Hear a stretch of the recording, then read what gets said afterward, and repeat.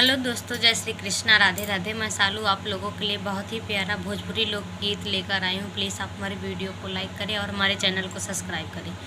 मोरे पीछवारा वाहा नीलवा के खेतिया राम, नीलवा के खेतिया मोर बलमुआ हो, मोर बलमुआ हो।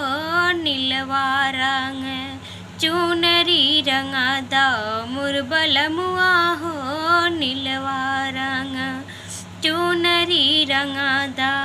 नीलवा रंग चुनरी में लागे गिलई सरदिया राम, लागे गिलई सरदिया मोर बलमुआ हो, मोर बलमुआ हो। सालवा दू सालवा मंगादा मोर बलमुआ हो, सालवा दू सालवा मंगादा।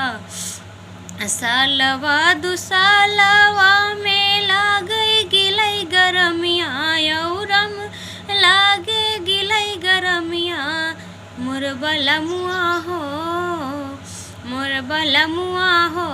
धीरे धीरे बेनिया डोलादा मोर बलमुआ हो, धीरे धीरे बेनिया डोलादा। बेनिया डोलावते हमरी मोर कई मोर कलैया यौरी, मोर कई मोर कलैया मोर बलमुआ हो, मोर बलमुआ हो।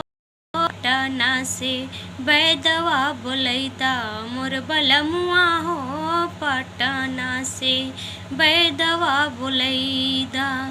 बैदवा त मांगई सैया लाख रुपैया रामा, लाख रुपैया मोर बलमुआ हो, मोर बलमुआ हो। धीरे धीरे मोहर भेजैदा मोर बलमुआ हो, धीरे धीरे मोहर भेजैदा।